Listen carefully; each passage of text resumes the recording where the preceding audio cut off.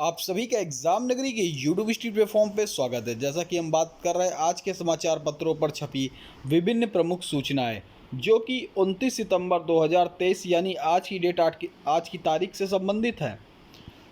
तो तमाम वो सूचनाएं चाहे यूपी ट्रिपल एससी से हो, यूपी पीएससी से हो, टीजीटी पीजीटी हो, शिक्षक भर्ती हो, यूपी टेट सी टेट हो या SSC bank railway police GD या सभी यूनिवर्सिटियों से रिलेटेड खबरें हों या उत्तर प्रदेश राज्य या अन्य राज्यों से रिलेटेड खबरें हों, वो सारी खबरें आपको एग्ज़ाम नगरी एक ही प्लेटफॉर्म पर प्रोवाइड कराने के लिए हमेशा प्रस्तुत रहा है। और हर डेट हर दिनांक की खबरें आपको एक ही दिन में जितनी खबरें होती हैं, सभी खबरें जो विद्यार्थी हित से जुड़ी होती हैं, वो खबरें आपके लिए मेहनत कर आप सभी के लिए 10 से 12 मिनट की वीडियो में देने के लिए प्रयासरत रहता है। जो खबरें आप दिन भर आपको नहीं मिल पाती हैं, क्योंकि खबर छोटी हो बड़ी, सही समय पर वो खबर मिल जाए तो आपके लिए लाभदायक होती है। इसीलिए कहता हूँ पूरा वीडियो में बने रहे, लास्ट तक वीडियो देखें। और जो भी भाई बहन चैनल में नए हैं वो चैनल को सब्सक्राइब कर बेल आइकन दबा दें, जिससे आपको ये 10 से 12 मिनट की वीडियो जो भी हो रोज़ डेली आप उसको देख लिए, तो जो भी आपके मतलब की चीज़ें हों, चाहे बेसिक से हों, विभाग से हों या अन्य विभागों से हों, जो भी जानकारियां हैं आपके समझ सबसे पहले एग्ज़ाम नगरी पहुंचाने के लिए प्रयासरत रहता है। तो आशा है आप सभी भाई बहनों ने चैनल को सब्सक्राइब कर बेल आइकन दबा दिया होगा। चलिए स्टार्ट करते हैं, क्या खबर है। देखिए ये थंबनेल जो बना हुआ है, थंबनेल में तो कुछ ही खबरें हैं। इसके अलावा मैं आपको रोज डेली जानकारियाँ जो कहें करेंट से रिलेटेड हो या खेल जगत से हो या भर्तियों से रिलेटेड हो, एक भी जानकारी आपके लिए छोड़ी नहीं जाती है, सभी आपके लिए पहुंचाई जाती है। तो पहले देख लीजिए, बीएड डिग्री वालों को भी बने प्राथमिक शिक्षक के लिए पात्र। तो पत्र लिख गया है, पात्र इसको समझे पात्र, ठीक है, पात्र। तो बीएड डिग्री वालों को भी बने प्राथमिक शिक्षक के लिए पात्र बिहार सरकार ने कहा है। और बीएड डिग्री मामले पर सुप्रीम कोर्ट पहुंची है बिहार सरकार। ओटीआर की धीमी गति से भर्ती से आवेदन फंसे। स्टेनोग्राफर ग्रेड सी 297 पदों पर भर्ती के लिए आवेदन शुरू। तो एसएससी से निकली पूरी जानकारी देंगे। नीट की 11 सीट खाली रखने का आदेश, नौकरी संबंधी कई विज्ञापन निकले हैं, वो सारे विज्ञापन मैं आपको बताऊंगा। यूपी ट्रिपल एससी से न्यूज़, यूपी टेट से, सी टेट से, बीपीएससी से, केवीएस न्यूज़, सभी न्यूज़ें हम आपको बताएंगे। चलिए स्टार्ट करते हैं। देखिए, बीएड डिग्री मामले पर सुप्रीम कोर्ट पहुंची है बिहार सरकार। इस बार शिक्षक भर्ती में मौका देने का अनुरोध। सुप्रीम कोर्ट ने प्राथमिक के लिए माना था आयोग। बीएड डिग्रीधारियों को प्राथमिक शिक्षक के लिए योग नहीं मानने के फैसले के खिलाफ राज्य सरकार सुप्रीम कोर्ट गई है। राज्य सरकार द्वारा एसएलपी में दायर की गई है। राज्य सरकार की दलील है कि सुप्रीम कोर्ट के फैसले से पहले बिहार में शिक्षकों की नियुक्ति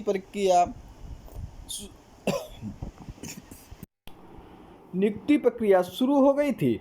इस बाबत महाधिवक्ता पीके शाही ने बताया कि बीएड डिग्री धारकों को प्राथमिक शिक्षक नियुक्ति में योग्य नहीं मानने का फैसला 11 अगस्त को आया था। इससे पहले बीपीएससी ने नियुक्ति का विज्ञापन जारी कर दिया था।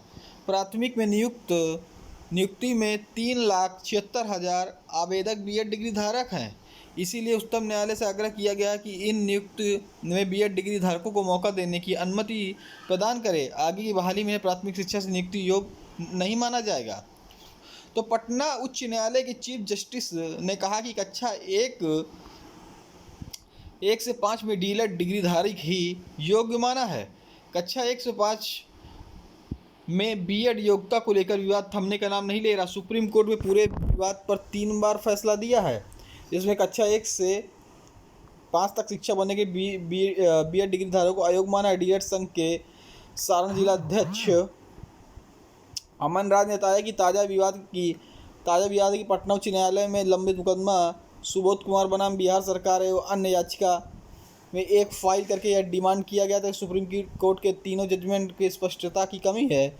जजमेंट को कैसे लागू किया जाए, इस पर चीफ जस्टिस ने 22/9/2023 को यह फैसला दिया कि तीनों जजमेंट का नेचर समान है, स्पष्टता की कोई कमी नहीं है। चीफ जस्टिस ने सुप्रीम कोर्ट के फैसले को सही ठहराया तथा बिहार सरकार की अनुरोध याचिका को खारिज किया। यहाँ चीफ जस्टिस ने डीएलएड को ही योग्य माना, लेकिन बिहार सरकार इस आर्डर को लेकर चुनौती देते हुए सुप्रीम कोर्ट की डायरी संख्या 39/833/2023 दायर की है। बिहार सरकार ने सुप्रीम कोर्ट से की फरियाद। बीएड डिग्री वालों को भी बनाए प्राथमिक शिक्षक के लिए पात्र। तो 1,70,000 से ज़्यादा शिक्षकों की नियुक्ति का मामला फिर कानूनी पचड़ों में फंसता नजर आ रहा है। यह पूरा मामला शिक्षक अभ्यर्थियों से जुड़ा है। बिहार सरकार ने शिक्षक नियुक्ति के मामले में सुप्रीम कोर्ट में याचिका दायर कर बीएड वालों को भी पात्र बनाने की मांग की। इससे राज्य में शिक्षकों की नियुक्ति का इंतजार और लंबा बढ़ सकता है। दरअसल 1,70,000 से ज़्यादा शिक्षकों की नियुक्ति का मामला फिर कानूनी पचड़ों में फंसता नजर आ रहा है। यह पूरा मामला बीएड पास शिक्षक अभ्यर्थियों से जुड़ा है। बिहार लोक सेवा आयोग ने करीब 2 हफ्ते पहले यह तय किया था कि बीएड पास अभ्यर्थी प्राइमरी ने 1ली से 5वीं कक्षा के बीएड शिक्षक नहीं बन पाएंगे। उसके बाद शिक्षक भर्ती परीक्षा में शामिल हुए 3,90,000 बीएड पास अभ्यर्थियों को परिणाम रोक लगा दी गई थी। आयोग ने प्राथमिक शिक्षक के सिर्फ डीएलएड पास उम्मीदवारों का ही परिणाम जारी करने की बात कही। आयोग ने फैसला सुप्रीम कोर्ट के आदेश के अनुसार किया। सुप्रीम कोर्ट ने हाल ही में राजस्थान शिक्षक बहाली के मामले में प्राथमिक शिक्षक के लिए बीएड की पात्रता को समाप्त कर दिया था। सुप्रीम कोर्ट ने कहा था कि उसके फैसले के बाद बीएड डिग्रीधारी छात्र प्राइमरी के शिक्षक योग्य नहीं होंगे। सिर्फ बीटीसी डीएलएड वाले छात्र ही कक्षा 5वीं तक पढ़ाने के लिए पात्र माने जाएंगे। सुप्रीम कोर्ट का फैसला जब बिहार नियुक्ति प्रक्रिया चले, इस बीच मामला पटना हाईकोर्ट में पहुंचा। पटना हाईकोर्ट ने बिहार सरकार की दलील और बीएड वालों को प्राइमरी शिक्षक नहीं बनने के सुप्रीम कोर्ट फैसले के बिहार के संबंध में नहीं है। बिहार सरकार की दलील सुप्रीम कोर्ट के फैसले के स्पष्ट नहीं हो रहा कि बिहार में ये आदेश लागू होगा या नहीं, लेकिन 22 सितंबर को पटना हाईकोर्ट ने बिहार सरकार की दलील खारिज कर कहा कि सुप्रीम कोर्ट का फैसला बिहार में भी लागू होगा। इसका मतलब बिहार शिक्षक नियुक्ति में बीएड पास अभ्यर्थी प्राइमरी शिक्षक नहीं बन सकेंगे। अब पटना हाईकोर्ट इस फैसले को आधार बनाकर बिहार सरकार ने सुप्रीम कोर्ट की विशेष अनुमति याचिका दायर की है। इस याचिका में बिहार सरकार ने मांग की कि उसे बीएड पास अभ्यर्थी को प्राइमरी शिक्षक पद पर नियुक्ति करने की इजाज़त दी जाए। ओटीआर की धीमी गति से भर्तियों के आवेदन फंसे। अभ्यर्थियों को चेताया, ओटीआर नंबर प्राप्त नहीं तो खुद होंगे जिम्मेदार। उत्तर प्रदेश लोक सेवा आयोग यूपीएससी ने 1 अप्रैल 2023 से अपनी सभी भर्ती परीक्षाओं के लिए ऑनलाइन आवेदन के लिए वन टाइम रजिस्ट्रेशन ओटीआर अनिवार्य कर दिया गया है। ओटीआर की संख्या भी बहुत कम है। ऐसे में जिन अभ्यर्थियों के लिए आवेदन प्रक्रिया चल रही है, उनमें से बिना ओटीआर नंबर वाले अभ्यर्थी आवेदन नहीं कर पा रहा है। आयोग ने अभ्यर्थियों को चेताया कि ओटीआर नंबर प्राप्त नहीं किया तो भविष्य में आने वाली बड़ी भर्ती और आवेदन वंचित रह जाने पर अभ्यर्थी स्वयं जिम्मेदार होंगे। ओटीआर की धीमी गति के कारण आयोग को पिछले 3 भर्ती परीक्षाओं की आवेदन तिथि बढ़ानी पड़ी थी। इनमें से सहायक नियोजन परीक्षा 2023 आवेदन की अंतिम तिथि 14 सितंबर से बढ़ाकर 21 सितंबर, स्टाफ नर्स पुरुष महिला परीक्षा 2023 के आवेदन की अंतिम तिथि 21 सितंबर से बढ़ाकर 29 सितंबर, स्टाफ नर्स आयुर्वेद परीक्षा 2023 अंतिम तिथि 4 अक्टूबर बढ़ाकर 11 अक्टूबर करनी पड़ी। अगर ओटीआर को अभ्यर्थी ने गंभीरता से नहीं लिया जाता और समय से रजिस्ट्रेशन करा लिया होता तो भर्ती की आवेदन तिथि बढ़ाने की जरूरत नहीं पड़ती।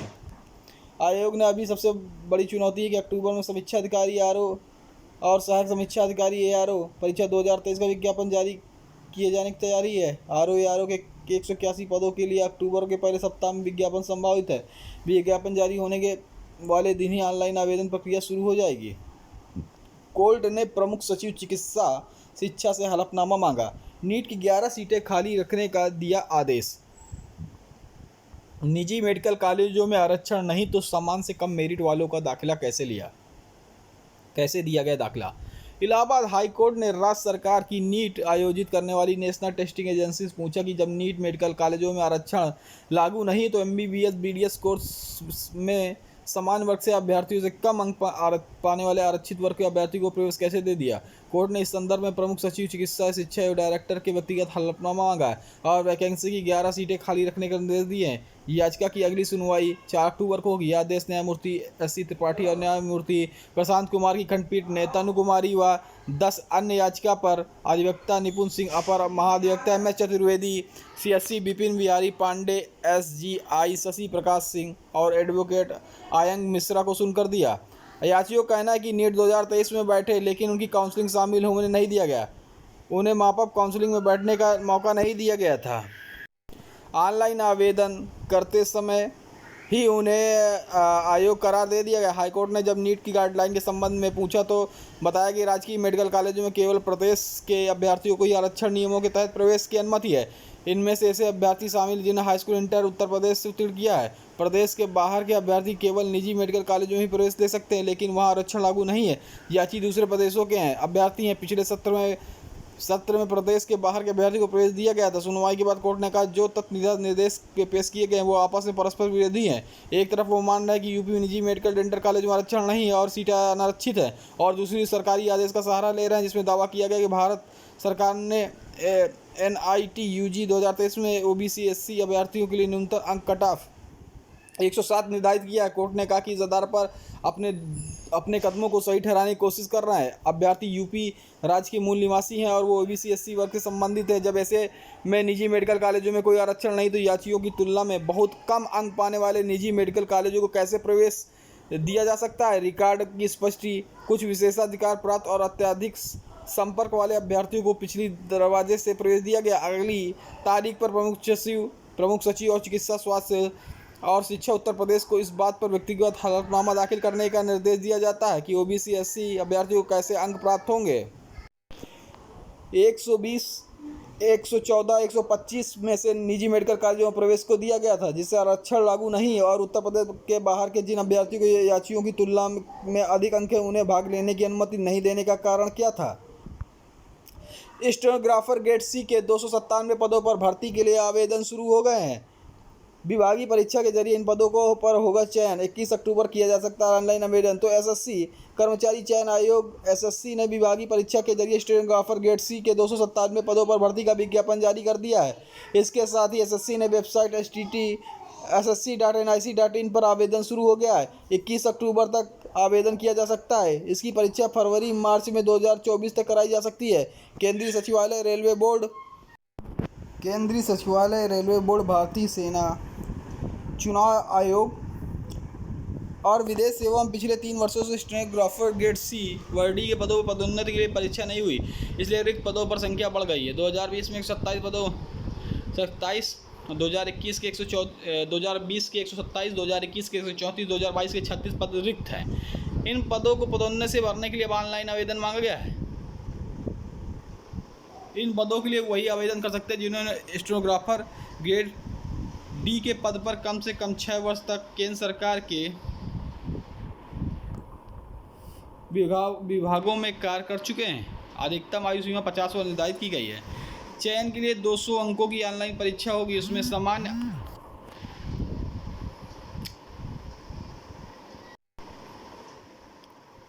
200 अंकों की ऑनलाइन परीक्षा होगी। सामान्य ज्ञान, अंग्रेजी और अंग्रेजी के 100 प्रश्न, सामान्य ज्ञान के 100, अंग्रेजी के 100 प्रश्न पूछे जाएंगे। यह प्रश्न पत्र 2 घंटे का होगा। उसके बाद 200 अंकों की अशुल्क परीक्षण होगा, फिर अंतिम चयन होगा। पिछले महीने स्टेनोग्राफर ग्रेड C के 384 पदों भर्ती का आवेदन लिया गया था। 2018-2019 के रिक्त पद थे। केंद्र सरकार की ओर से पदों को भरने के लिए मिशन मोड भर्तियाँ चल रही हैं। इससे पदोन्नति से भरे जाने वाले पदों भी विज्ञापन एक के बाद एक आ रहे हैं। वही खबर है, शिक्षक भर्ती मामले में सरकार पहुंची सुप्रीम कोर्ट। SLP दायर की। 1,70,000 से ज़्यादा शिक्षक भर्ती मामले में सरकार अब सुप्रीम कोर्ट पहुंच गई। 25 सितंबर को राज्य सरकार और शिक्षा विभाग के अपर मुख्य सचिव समेत अन्य पदाधिकारियों की ओर से सुप्रीम कोर्ट में स्पेशल लीव पिटीशन यानी SLP दायर की गई है। यह SLP शिक्षक संघों द्वारा हाई कोर्ट में दायर की याचिका के खिलाफ है। सरकार की ओर से अधिवक्ता पुनीत विजय ने सुप्रीम कोर्ट में याचिका दायर की है। कोर्ट बिहार सरकार बनाम TT शिक्षक संघ सुप्रीम कोर्ट में डायरी संख्या 39,833/2023 मिला है। याचिका संगम शिक्षा विभाग ने TT teachers association, Chandrashekhar Kumar Verma, Mohammad Haider Khan, Fashi Ahmad, Panchayati Raj विभाग के निदेशक, BPSC अध्यक्ष व BPSC के परीक्षा नियंत्रक को प्रतिवादी बनाया है। हरित क्रांति के जनक स्वामीनाथन का निधन हो गया है। चेन्नई, देश के हरित क्रांति के अहम योगदान देने वाले प्रख्यात कृषि वैज्ञानिक MS स्वामीनाथन का गुरुवार को निधन हो गया। वो 98 वर्ष के स्वामीनाथन ने 60 से और 70 के दशक में देश को कृषि उपज मामले में आत्मनिर्भर बनाने के लिए अहम भूमिका निभाई थी। उनके योगदान के लिए उन्हें पद्मश्री, पद्मभूषण और पद्म विभूषण से सम्मानित किया गया है। वह 2007 से 2013 तक राज्यसभा सांसद भी रहे। स्वामीनाथन कुछ वक्त से उम्र संबंधी बीमारियों के लिए इलाज चल रहा था। उन्हें अपने आवास पर गुरुवार को सुबह 11 बजे अंतिम सांस ली। उनके परिवार में 3 बेटियां। उनकी बेटी डॉक्टर शोमा स्वामीनाथन विश्व स्वास्थ्य संगठन की पूर्व मुख्य वैज्ञानिक हैं। 7 अगस्त 1985 को तमिलनाडु में जन्मे स्वामीनाथन खाद्य सुरक्षा और कृषि से जुड़े हर पहल का हिस्सा थे। उन्होंने पोषण सुरक्षा के लिए मोटे अनाज पर ध्यान केंद्रित करने का अहम योगदान दिया। उन्होंने दुनिया भर के विश्वविद्यालयों से डॉक्टरेट की 84 मानक डिग्री प्राप्त हुई थी। शिक्षिकाओं को शिक्षण के अलावा दूसरा कार्य न दें।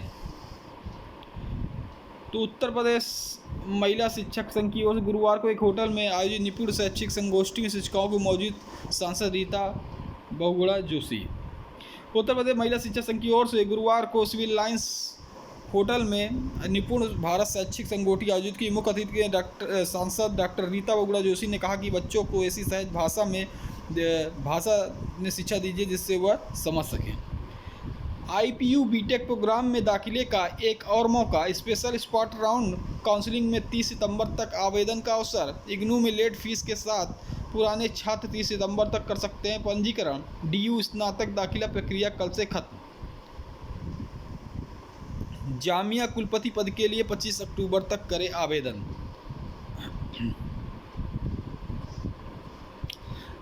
रोजगार संबंधी जो कई विज्ञापन निकले हैं उनको हम लोग एक नज़र में देख लेते हैं। UP 888 ने जारी किया है विज्ञापन। स्टेनोग्राफर के पदों पर मौके हैं, 277 पद है। आवेदन की अंतिम तिथि 6 नवंबर 2023 से ऑनलाइन आवेदन कर सकते हैं। आयु सीमा 18 वर्ष, अधिकतम 40 वर्ष निर्धारित की गई है। UP888.gov.in पर आप लोग ऑनलाइन आवेदन कर सकते हैं। इसी कानपुर में निकली भर्ती 63 पद की है। प्रोफेसर, एसोसिएट प्रोफेसर व असिस्टेंट प्रोफेसर के पद रिक्त हैं। आवेदन की अंतिम तिथि 13 अक्टूबर 2023 है। वेतनमान 1,33,640 रुपये, 2,33,919 रुपये निर्धारित है। आवेदन के लिए www.isic.gov.in पर ऑनलाइन आवेदन कर सकते हैं। NHPC लिमिटेड में मौके हैं, 11 पदों पर भर्ती निकली है। अभ्यर्थी अप्रेंटिस के लिए करें आवेदन। अंतिम तिथि 4 अक्टूबर। आयु सीमा 18 वर्ष व अधिकतम 25 वर्ष निर्धारित की गई है। NHPC India.com पर ऑनलाइन आवेदन कर सकते हैं। BEM लिमिटेड में करें आवेदन। 119 पद पर निकली है भर्ती।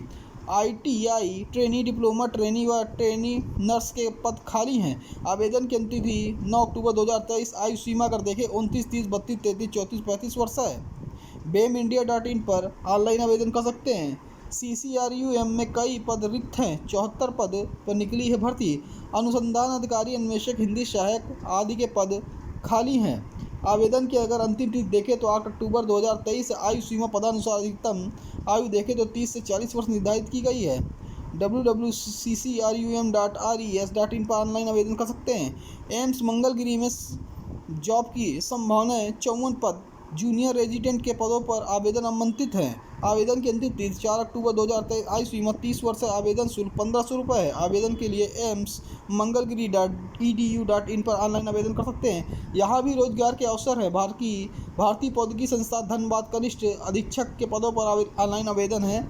आवेदन की अगर अंतिम तिथि देख ले तो 9 अक्टूबर है।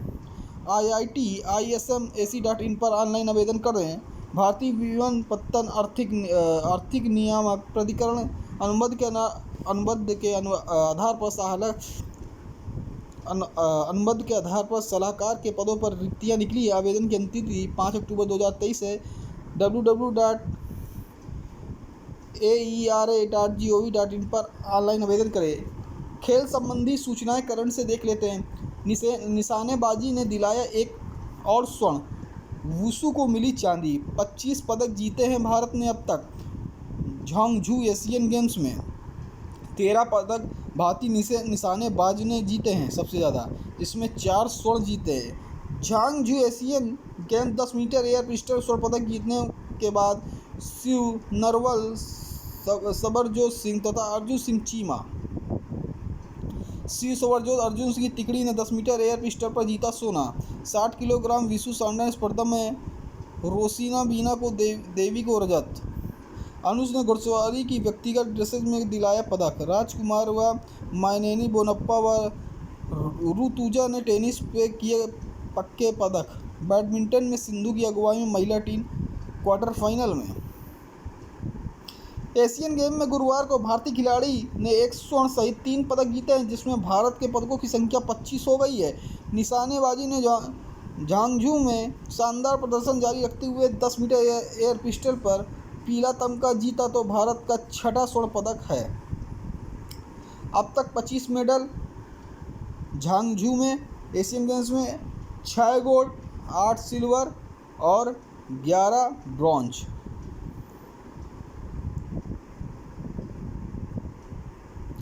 भारत ने गुरुवार को 1 गोल्ड समेत 3 मेडल हासिल किए। शूटिंग टीम इवेंट में जीता गोल्ड मेडल।